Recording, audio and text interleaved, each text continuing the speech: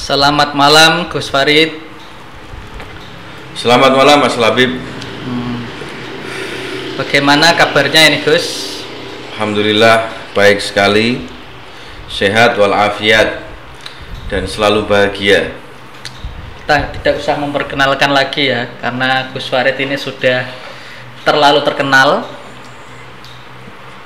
sudah melanglang buana kemana-mana dan melakukan berbagai macam aktivitas yang cukup progresif ya bagi anak-anak muda milenial. Oke Gus, kita ini santai-santai saja ya, kita ngobrol santai. Kita bahas tentang cosmic intelligence. Oke.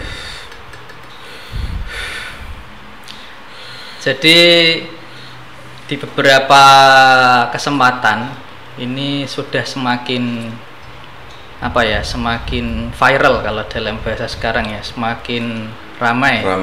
Semakin banyak terpublikasi, semakin banyak desas-desus tentang cosmic intelligence. Ya. Jadi mungkin ya perlu dibahas lebih lanjut selain kita mengadakan pelatihan-pelatihan yang sifatnya terbatas. Betul. Mungkin kita perlu memberikan semacam pengenalan yang dasar-dasar, yang basic sebagai madkhal ya.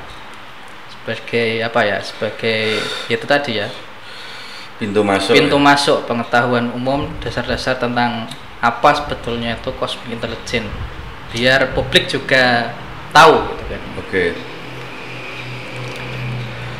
Jadi mungkin banyak sekali ya suara atau gaung yang sudah menjalar kemana-mana seperti air yang secara alami mengalir kemana-mana tentang informasi apa itu cosmic intelligence. Saya kira banyak orang yang sudah mulai bertanya-tanya lalu penasaran tentang apa itu cosmic intelligence, dan mungkin banyak orang yang lalu melakukan tafsir atau interpretasi atas cosmic intelligence itu sendiri.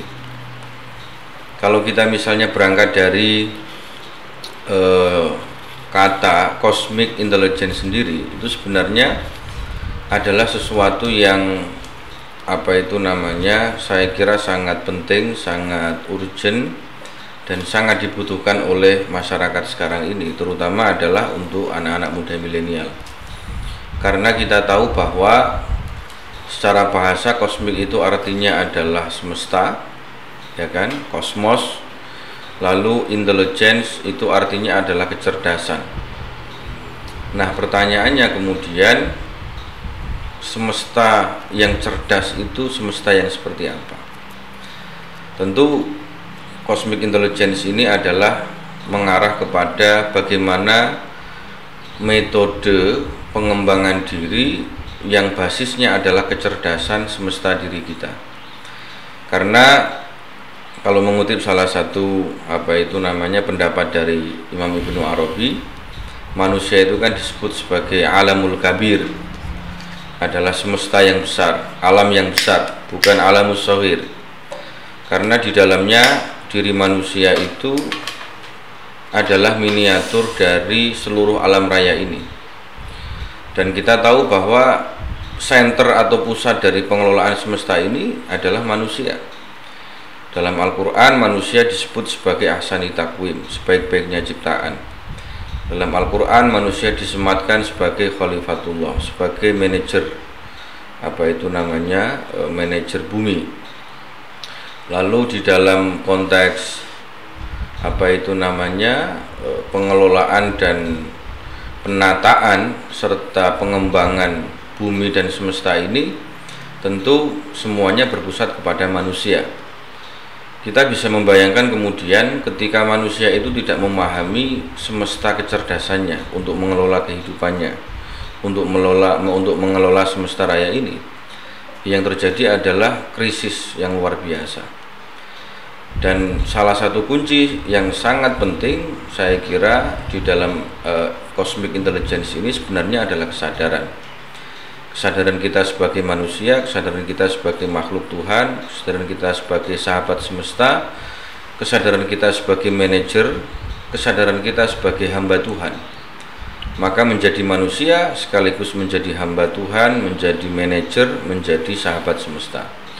Nah, itu saya kira adalah beberapa peta besar yang kemudian nanti akan dikembangkan lebih jauh untuk memahami dan sekaligus menyelami lebih jauh tentang kecerdasan apa yang dimiliki oleh manusia itu. Misalnya ada kecerdasan medan naluri, ada kecerdasan sentra pikiran, ada kecerdasan inti sel, lalu bagaimana kecerdasan itu diolah, dikelola, dikembangkan menjadi semacam pengabdian kita sebagai hamba Tuhan untuk imaratul ardi, untuk membangun dan memakmurkan bumi ini.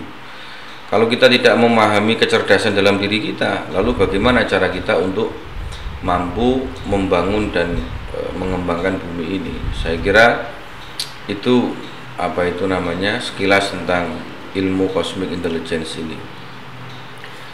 Oke Gus, dari keterangan jenengan ini muncul banyak pertanyaannya. Ya, pasti begitu. Direspon. Apalagi tentang keterkaitannya bagi generasi millennials atau yang nanti juga ada generasi Z dan generasi Alpha seterusnya. Betul. Nah, barangkali kalau bagi saya dan anak-anak muda di bawah saya ya, itu kan mungkin materi tentang bahas-bahas soal spiritual, bahas tentang hamba Tuhan dan lain sebagainya, itu kan hal-hal yang belum terjangkau gitu ya di alam pikiran kita. Kita sibuk biasanya ya ngobrolin tentang fenomena baper, overthinking misalnya kono. Lagi menghadapi kebutuhan finansial misalnya. Betul. Jadi anak muda itu identik dengan problem-problem yang konkret, problem-problem yang material begitulah ya. Urusan mengembangkan skill, urusan mengembangkan mencapai cita-cita, nanti mau berkarya di mana kan. Masa-masa anak muda itu sedang berada di taraf itu. Betul. Nah, terus bagaimana sebetulnya cosmic intelligence itu berkaitan dengan hal-hal yang semacam itu, terutama bagi anak-anak muda itu. Jadi menurut saya hari ini kan kita sadar bahwa kenapa problem anak muda itu sering mengalami hal-hal yang bersifat baper, kemudian kehilangan kesadaran diri, tidak menemukan jati dirinya, tidak menemukan orientasi hidupnya, tidak mampu untuk membangun skillnya dengan baik, lalu merasa takut dengan masa depan yang akan dihadapinya. Ini kan semuanya adalah problem-problem dan sekaligus krisis yang dihadapi oleh anak-anak muda hari ini. Nah, kenapa kemudian kosmik ini saya kira menjadi bagian, bukan satu-satunya ya, karena ini adalah metode untuk menjawab berbagai macam krisis yang dihadapi oleh anak-anak muda. Karena anak-anak muda itu kan anak-anak yang sangat labil, anak-anak yang mudah terpengaruh dengan lingkungan, mudah terkontaminasi dengan isu. Apalagi dunia sekarang ini sudah revolusi industri yang keempat ya, menjelang kelima. Dunianya adalah dunia digital, dunia internet, dunia artificial intelligence, dunia internet of things, dan lain-lain. Sehingga dari berbagai macam pengaruh, kontaminasi, dan isu-isu yang selalu dihadapi, yang selalu ditemui, itu justru tidak membawa anak-anak muda itu untuk lebih mantap, untuk lebih yakin, untuk lebih optimis di dalam membangun kehidupan dan masa depannya. Maka sebenarnya kosmik ini muncul juga bagian dari menjawab krisis itu. Salah satu yang menyebabkan mereka itu tidak mampu berkembang itu karena mereka belum mampu mengenali dirinya dengan baik, mengenali kecerdasan sentra pikirannya dengan baik, belum mengenali medan naluri di dalam dirinya yang itu menjadi daya yang mendorong perilaku anak muda untuk melakukan sesuatu itu dengan baik. Maka ilmu ini sebenarnya ilmu yang sangat konkret, metode yang sangat konkret, karena ini merubah banyak hal di dalam diri anak muda itu, baik itu dalam hal melihat sesuatu, melihat dunia ini, kemudian bagaimana anak muda itu mampu untuk bersikap menghadapi masalah, menghadapi krisis, menghadapi masalah-masalah atau problem-problem yang dihadapi saat ini, itu karena mereka tidak menemukan atau belum menemukan dirinya. Ketika anak-anak muda sudah menemukan dirinya yang sejati, menemukan potensinya, menemukan kekuatannya dengan pengenalan diri semacam itu, saya kira dia akan tahu dari mana dia berasal, lalu tujuannya untuk apa. Nah, dengan itu lalu anak muda itu mulai mampu membangun jalannya sendiri, mampu membangun dayanya sendiri, mampu membangun arah tujuan kehidupannya sendiri. Misalnya kita mencontohkan ya, misalnya hari ini anak-anak muda ini sedang ingin membangun satu kreativitas ya, berbasis media online, tapi mereka belum memiliki semacam orientasi yang jelas. Kenapa sekarang dia harus membangun kreativitas itu lewat media online itu sendiri? Apakah dia ingin menjadi seorang programmer? Apakah dia menjadi seorang ahli di bidang digital marketing? Apakah dia itu nanti akan menjadi seorang YouTuber dan lain sebagainya? Itu kan juga membutuhkan pengetahuan. Dan pengetahuan itu tidak akan pernah didapatkan selama anak muda itu tidak menemukan ciri khas, kemampuan dasar, kecenderungan yang dia miliki. Nah, itu kan hal-hal penting yang selama ini menurut saya itu sudah lepas dari kehidupan anak-anak muda. Kalau kita mau misalnya berbicara tentang fakta, anak-anak muda itu kan seperti buih kan. Kalau trennya baru misalnya tentang drakor, mereka akan rame-rame untuk menonton film drakor. Kalau trennya itu adalah anime, maka mereka rame-rame untuk menonton anime. Itu kan mereka tidak memiliki orientasi yang jelas. Beda misalnya kalau anak-anak muda yang sudah memahami kecenderungan itu dengan baik. Anime itu sebagai salah satu bahan saja yang bisa dia pelajari, yang bisa dia pahami, tapi dia punya tujuan lain. Bagaimana anime ini menjadi instrumen, menjadi media untuk mengedukasi anak-anak muda, tetapi tidak dengan cerita-cerita yang semacam itu, tapi cerita tentang kejuangan, cerita tentang kepahlawanan, cerita tentang founding fathers, cerita tentang para ulama atau kiai. Itu kan bisa dianimekan sebenarnya. Itu kalau anak-anak muda memiliki kesadaran untuk membangun kreativitas dan tujuan yang jelas. Nah, itu saya kira beberapa hal penting yang didapatkan pada saat anak-anak muda ini betul-betul sudah memahami dirinya dengan baik. Oke, Gus. Terus begini, Gus. Sebetulnya kalau kita tadi membicarakan tentang menemukan potensi, terus menemukan bakat, jati diri, dan skill-skill yang bisa kita kembangkan, itu kan sebetulnya sudah dibahas atau sudah bisa kita dapatkan misalnya dari konten-konten di YouTube, ada seminar motivasi, terus ada ya banyaklah forum lah ya. Nah, terus apa yang kira-kira membedakan begitu ya? Forum-forum seperti itu, forum motivasi dan lain sebagainya dengan Cosmic Intelligence ini sangat berbeda menurut saya. Kalau forum-forum motivasi itu kan sifatnya hanya sementara. Kadang-kadang itu terkesan secara formalitas saja.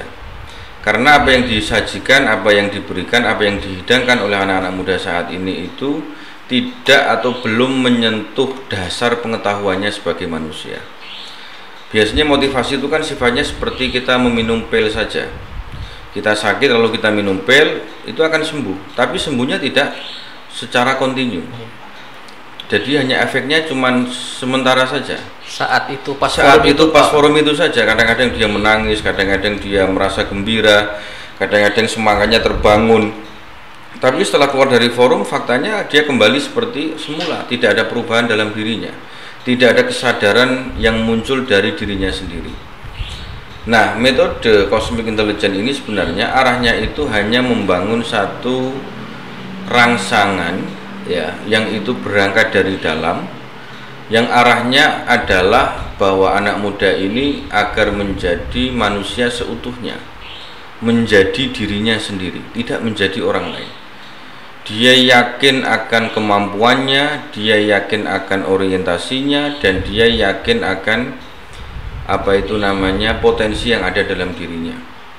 Sehingga bekal-bekal semacam ini itu diharapkan anak-anak muda itu nanti akan menjadi orang yang betul-betul excellence ya, sempurna, dalam konteks bahwa dia adalah orang yang independen, dia orang yang berdaulat, dia bisa mengatur dirinya, dia bisa mengelola kehidupannya, dia mampu untuk mengelola orientasinya, dia tahu jalan dari mau kemana dia akan berjalan, apa yang harus disiapkan, ilmu apa yang harus dipelajari dan didalami. Dan yang paling penting adalah ketika dia menghadapi banyak masalah, dia punya semacam ketahanan mental untuk itu, sehingga dia tidak menjadi pribadi yang mudah pesimis, pribadi yang mudah takut, pribadi yang mudah khawatir, dan seterusnya. Ini kalau tidak menggunakan metode kecerdasan semesta, diantaranya untuk bisa memahami dirinya dengan baik, itu tidak akan bisa bertahan lama. Karena kesadaran yang dibangun dari luar dengan kesadaran yang dibangun dari dalam itu efeknya dan dampaknya akan sangat berbeda. Nah, maka ilmu kosmik ini arahnya lebih mendorong anak-anak muda untuk memahami dirinya dengan baik, memahami kecerdasannya, mampu memetakan dirinya, memetakan hidupnya, lalu pada akhirnya dia akan menemukan kebahagiaan yang sejati dalam proses dia meniti karirnya ya, meniti profesinya. Saya kira itu, karena itu sudah menjadi bagian dari tugas hidupnya. Dia menjalankan sesuatu karena dia cinta dengan sesuatu itu, dia cinta dengan apa yang dia kerjakan, dia sangat menikmati proses yang dia jalani, sehingga itu nanti menjadikan dia ini manusia yang betul-betul seutuhnya, tidak karena intervensi dari luar, tidak karena pengaruh dari luar. Itu yang sangat membedakan antara forum-forum yang sifatnya hanya sekedar satu arah saja, atau sekedar memotivasi saja, hanya mengarahkan saja, tapi tidak ada pembangunan dari dalam. Kalau tadi Mas Labib misalnya menyebut bahwa ini adalah spiritualisme, memang ini spiritualisme, tapi spiritualisme yang bersifat universal.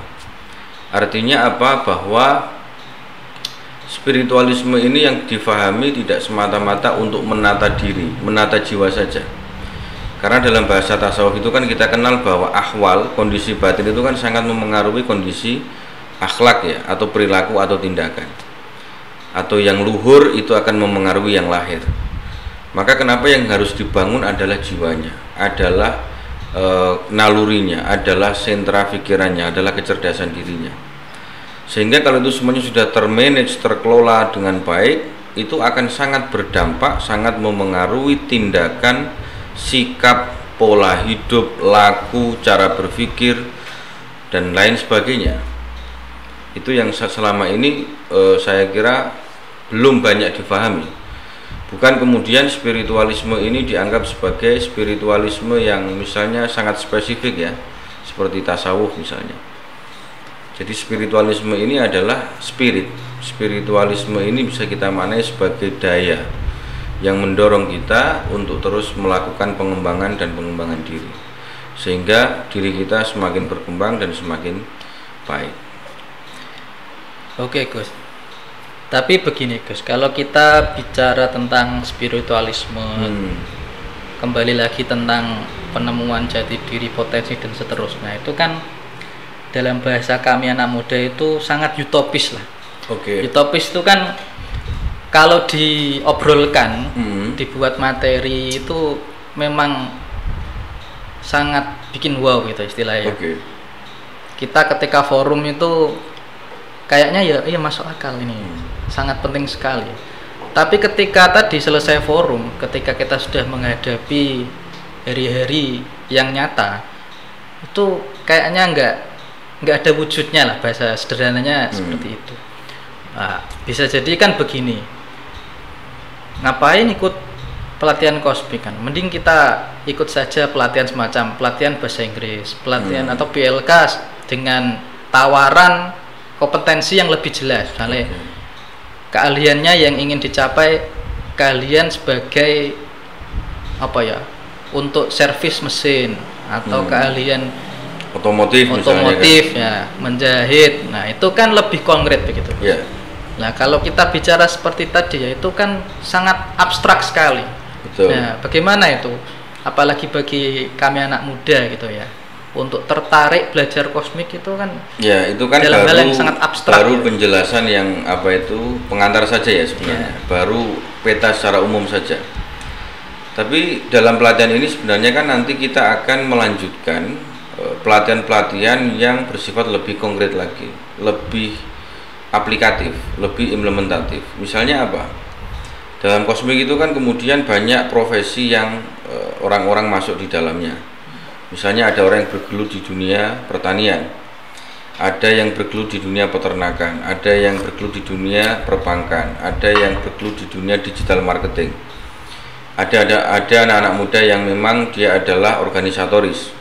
Kemudian ada anak-anak muda yang memang dia adalah pecinta multimedia, ya kan? Nah, itu sebenarnya ilmu ini adalah jiwanya, spiritnya yang menggerakkan, yang mendorong dia untuk lebih mengukuhkan, menguatkan skill atau bidang yang selama ini dia tekuni, dia cintai, sedang dia kembangkan. Sehingga karena ini adalah spirit, adalah jiwa, sampai kapanpun jiwa ini akan terus bisa bertahan.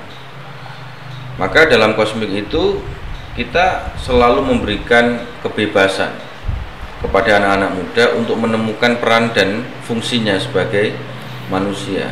Dia berkarya maka dia ada, dia berkarya maka dia hidup. Nah, itulah yang kita dorong ke sana. Sementara karya apa yang mau dia wujudkan itu semuanya tergantung dari masing-masing pribadinya. Maka kita mengenal dari kawan-kawan itu, misalnya ada yang fokus di bidang kosmik pertanian. Jadi dia adalah seorang petani, tapi sekaligus dia menggunakan metode kosmik dalam mengelola pertanian. Bagaimana dia merasa bahwa dirinya adalah bagian dari sahabat tanah. Lalu dia kemudian mencoba untuk memperlakukan tanah secara kerahmatan ya, dengan penuh kasih sayang, dengan penuh ketulusan. Bagaimana dia mengelola biji-bijian itu yang mau disebar untuk dikelola, untuk dikembangkan, itu juga dengan pendekatan kerahmatan. Nah, kerahmatan inilah yang nanti akan menjadi jiwa dari setiap pola kerja skill yang dilakukan oleh anak-anak muda itu. Nah, kerahmatan sendiri itu memiliki 3 makna, Mas. Yang pertama, kerahmatan itu adalah al-lutfu war-riqatu. Jadi orang yang merahmati itu adalah orang yang selalu mendasari seluruh kegiatannya, aktivitasnya, pekerjaannya dengan penuh kasih sayang dan cinta. Jadi tidak ada pretensi atau niat yang lain kecuali bahwa semuanya selalu dilandasi dengan nilai kasih sayang dan cinta. Lalu yang kedua, nilai kerahmatan itu adalah al-ihsan. Al-ihsan itu artinya adalah berdaya dan memberdayakan. Jadi ketika anak-anak muda itu melakukan kerja-kerja yang lebih konkret, yang tadi jenengan katakan bahwa dia nanti sebagai ahli IT, sebagai peternak, sebagai petani, sebagai YouTuber misalnya, atau sebagai seorang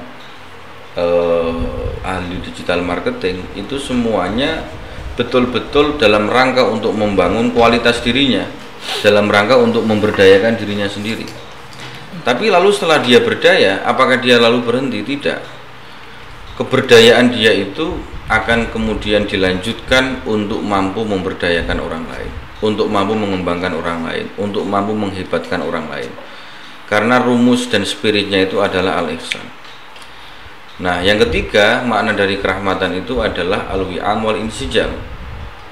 bagaimana anak-anak muda ini dengan pekerjaannya, dengan skillnya, dengan aktivitasnya itu selalu melakukan harmonisasi.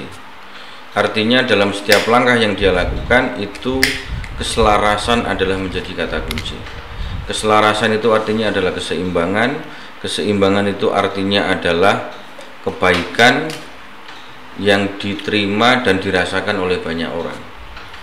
Nah, inilah hal-hal yang saya kira membedakan antara spirit, juang, niat, kesadaran yang dimiliki, yang dibangun oleh anak-anak muda, dan ilmunya, skillnya itu tidak hanya untuk ilmu saja. Kalau mungkin selama ini kita berbicara tentang filsafat ilmu itu kan ilmu untuk ilmu, science for science. Tapi kalau kita bicara tentang cosmic intelligence, pada akhirnya anak-anak muda itu akan kita dorong, kita arahkan bahwa ilmu itu untuk kerahmatan, ilmu itu untuk pengembangan, ilmu itu untuk pemberdayaan. Sehingga ketika anak-anak muda punya frame, punya mindset yang sama, itu kemudian kita akan membantu melakukan semacam revolusi mental kalau dalam bahasa Pak Jokowi. Artinya mental dan mindset pemuda itu tidak, orientasinya selalu berhubungan dengan materi, dengan keuntungan-keuntungan yang bersifat pragmatis ya. Tapi ada jiwa kerahmatan yang disalurkan di dalam setiap pekerjaannya, dan lalu jiwa kerahmatan itu betul-betul dirasakan oleh banyak orang, sehingga kita bekerja itu dalam keabadian.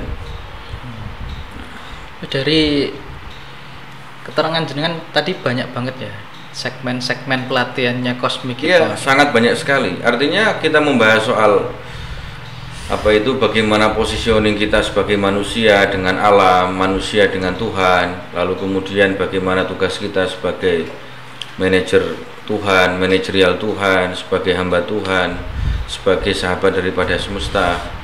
Lalu bagaimana gerakan kita sebagai gerakan kerahmatan tadi itu, dari kasih sayang, cinta sampai pemberdayaan, lalu sampai kemudian kita menemukan tugas, fungsi dan peran kita dalam menjalani kehidupan ini.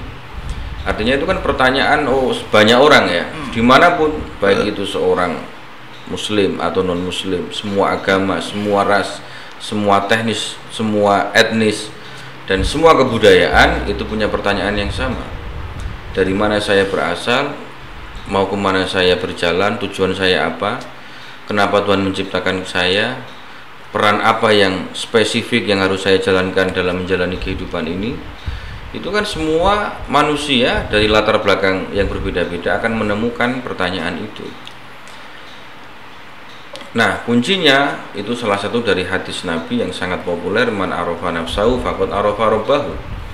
Barang siapa yang memahami hakikat dirinya, maka niscaya dia akan memahami Tuhannya. Nah, proses penghambaan kita, proses pengabdian kita ini adalah proses di mana kita menjalani kehidupan ini. Bahwa bumi dibentangkan oleh Tuhan ini adalah bagian dari medan perjuangan kita dalam rangka untuk mencapai titik kesempurnaan yang paling tinggi sebagai manusia. Ini Kospik ini sudah pelatihan kemana saja ini, Gus? Alhamdulillah sudah beberapa titik ya. Jadi sudah ada di Papua, kemudian sudah ada di Palembang, lalu sudah ada beberapa cabang yang sekarang sudah bergerak ya, di Pati misalnya, di Kajen, kemudian ada di Tangerang, Jakarta, itu ada komunitas namanya Cosmic Society yang diisi oleh para akademisi, para doktor dari UIN, kemudian para kiai, kemudian para pemuda, para aktivis, pengusaha, lalu para politisi juga masuk di jaringan kosmik itu. Lalu di Jawa Timur juga begitu, kita mengadakan pelatihan dan banyak para akademisi, para guru, para ustadz yang mengikuti pelatihan itu.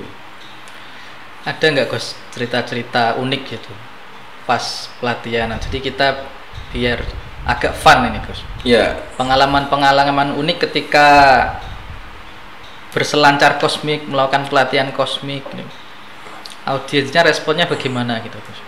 Kebanyakan memang para audiens itu awalnya salah paham ya. Kosmik itu dianggap kan ilmu yang sangat metafisik. Sangat metafisik, tidak terjangkau, utopis, tidak bisa dibayangkan. Bahkan mungkin sebagian peserta akan menganggap bahwa ilmu ini ilmu yang sangat melangit. Betul sekali. Ya, padahal ketika kita menyampaikan pelatihan ini dengan dipandu metode sekaligus buku-buku yang sudah kita siapkan untuk modul pelatihan itu. Oh, ada bukunya Gus ya? Ada bukunya. Ada 3 buku. Satu buku untuk pelatihan yang sifatnya lebih dalam atau lebih luas, atau kalau bahasa pesantrennya adalah matenya itu ada. Kemudian ada syarahnya itu menjelaskan tentang makna atau arti dari buku yang matan itu secara lebih komprehensif. Lalu yang ketiga itu ada buku yang khusus untuk anak-anak milenial. Jadi segmen kita ini sangat umum sekali, Mas. Jadi semua profesi itu kita masuk ke sana. Ada pengusaha, ada klaster petani, ada klaster budayawan, ada klaster seniman, ada klaster anak-anak muda, ada klaster para pengusaha, itu semuanya masuk. Karena tadi saya katakan bahwa pada saat kita menjalankan proses pelatihan ini, ternyata yang terlibat itu tidak hanya satu background. Semua background itu membutuhkan itu. Karena memang metode ini fokusnya adalah pada manusia, dan fokusnya adalah bagaimana mengembangkan diri berbasis kecerdasan semesta yang dimiliki oleh setiap manusia.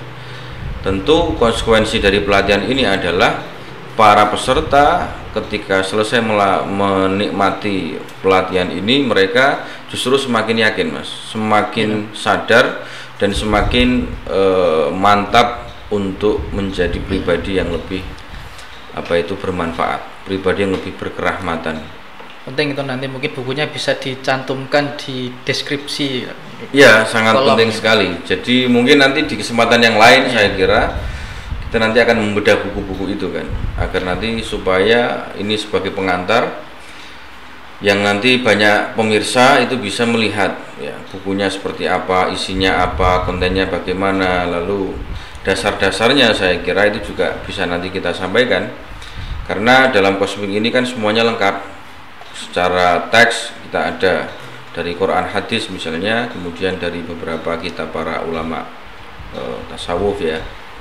Lalu juga secara burhani, secara rasio, nalar, logika itu bisa dipertanggungjawabkan.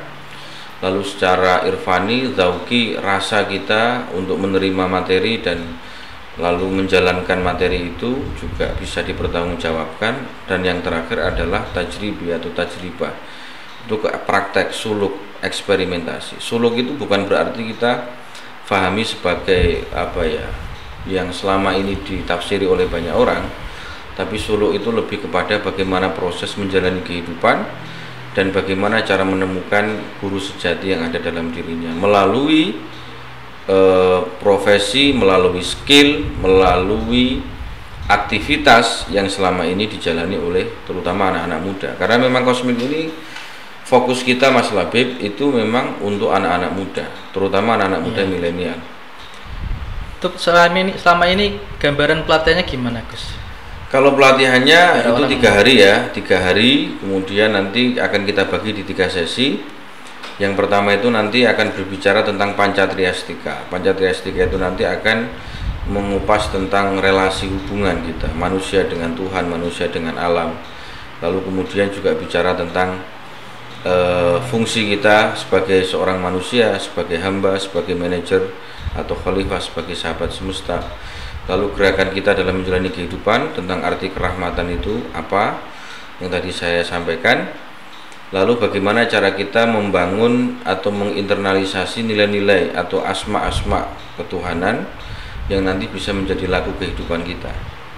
Karena apa? Karena sejatinya kita hidup ini kan tidak bisa lepas dari asma-asma ketuhanan itu kan. Nah, asma-asma ketuhanan itu tidak kemudian kita pahami sebagai wirid saja, tapi kita hadirkan, kita wujudkan, kita jadikan sebagai potensi dan spirit kita untuk menjalani kehidupan. Misalnya apa? Tuhan Ar-Rahman dan Ar-Rahim. Maka kita harus menjadi pribadi yang pengasih dan penyayang. Tuhan itu adalah Al-Wadud, lembut. Maka kita harus menjadi pribadi yang lembut. Tuhan itu adalah pribadi Al-Khaliq. Maka kita harus menjadi pribadi yang kreatif, sebagai subjek yang kreatif, yang berkarya, yang menciptakan hal-hal yang bermanfaat untuk kehidupan manusia. Itu kan bagian dari kita mewujudkan nilai-nilai ketuhanan di dalam praktek kehidupan kita sehari-hari. Nah. Oke, kalau gitu kira-kira bahasa konkretnya tuh gini. Biasanya kalau pelatihan-pelatihan itu kan ada semacam benefit gitu ya, atau tujuan pelatihan ini nanti. Jadi kira-kira arah tujuan kosmik itu nanti apa? Benefit yang bisa kita terima itu apa? Misalnya kita menjadi peserta pelatihan gitu. Ya, minimal 3 poin lah. 1, dia menemukan potensi dirinya. Yang kedua, dia menemukan fungsi dia diciptakan sebagai manusia. Lalu yang ketiga, dia menemukan peran hidupnya, peran dan tugas yang spesifik yang dititahkan oleh Allah pada setiap masing-masing hambanya itu, pada masing-masing manusia itu. Sehingga ketika dia fokus pada tugas hidupnya, maka dia akan menemukan kebahagiaan yang sejati. Itu saja. Tapi kan prosesnya tidak semudah yang kita bayangkan. Karena itu mesti akan melalui proses yang begitu panjang, kemudian ada trial and error juga kan di dalam proses itu, sehingga kemudian dari bekal ilmu yang kita dapatkan dari pelatihan itu, maka kita sedikit mengalami perubahan dalam paradigma cara berpikir, perubahan dalam cara memandang sesuatu, dan kemudian perubahan dalam bertindak.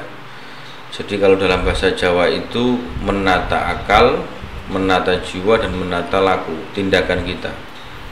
Ini kan prinsip yang sangat mendasar saya kira, yang semua orang itu pasti akan menjalankan 3 hal ini. Nah, bagaimana kita membangun keselarasan, membangun harmoni antara akal, jiwa atau hati kita dan tindakan kita itu.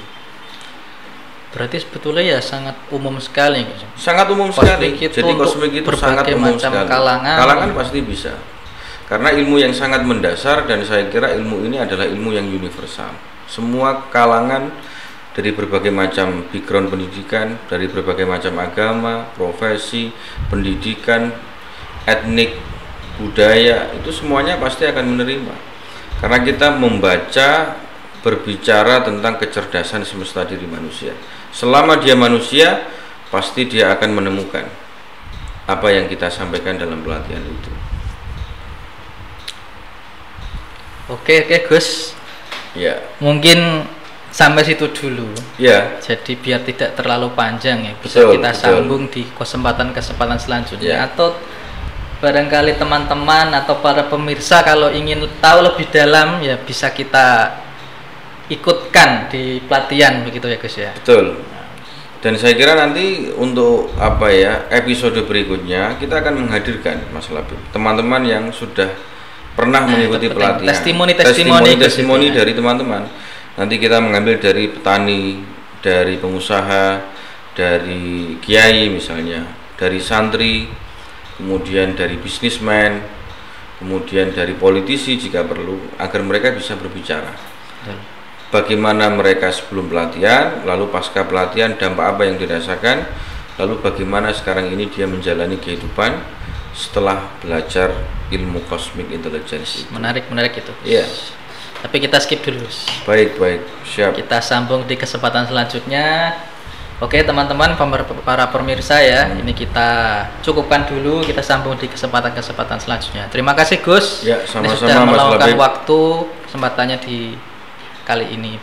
Kita sambung di forum-forum selanjutnya. Terima kasih. Assalamualaikum warahmatullahi wabarakatuh. Waalaikumsalam warahmatullahi wabarakatuh.